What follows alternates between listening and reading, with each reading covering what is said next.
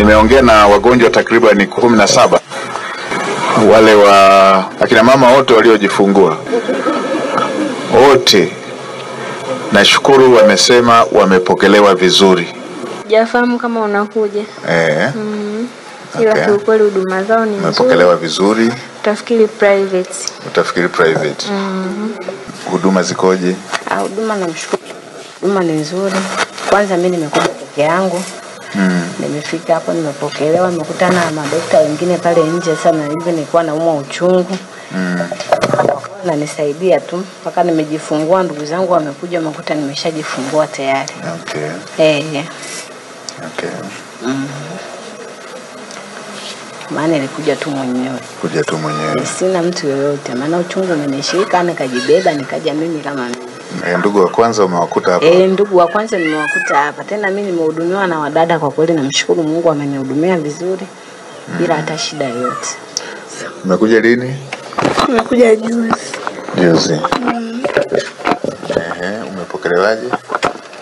Nimepokelewa vizuri alhamdulillah. Umepokelewa vizuri Sana. Haujakaa mapokezi kama umekuja kutembea?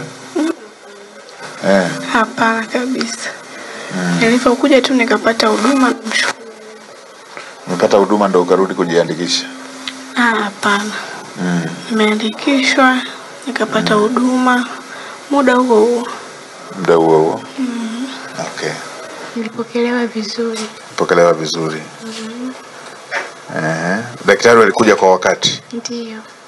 Na wakukuweka kusubiria? Hapana. Okay. Na sasa unaendeleaje? Naendelea vizuri. Mtoto anaendeleaje? Anaendelea. Naendelea kupata huduma? Ndio. Umeridhika na huduma?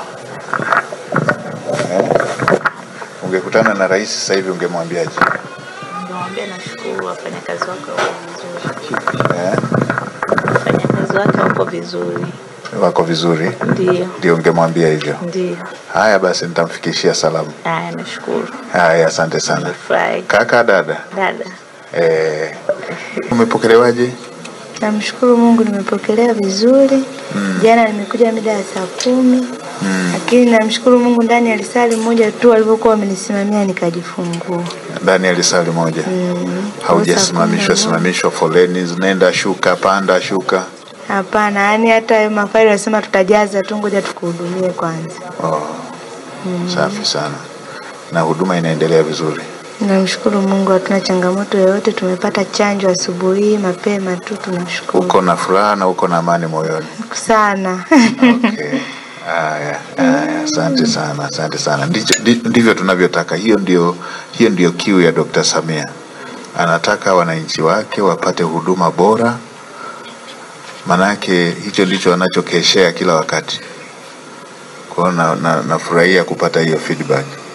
Nashukuru. Ungekutana naye leo ungemwambia nini Mama Samia? Ningempongeza sana kwa sababu kafanya kazi kubwa. Tumepata huduma kwa wakati kwa kweli. Wamejitahidi kutegemea kwanza. Mimi mwenyewe sikutegemea. Kwa muda nilokuja na muda nilojifungua, yani hata kama ukimwambia mtu alionileta anashangaa ndani ya lisali moja wako nje, lakini kapata mtoto kwa sababu ya uangalizi wa karibu.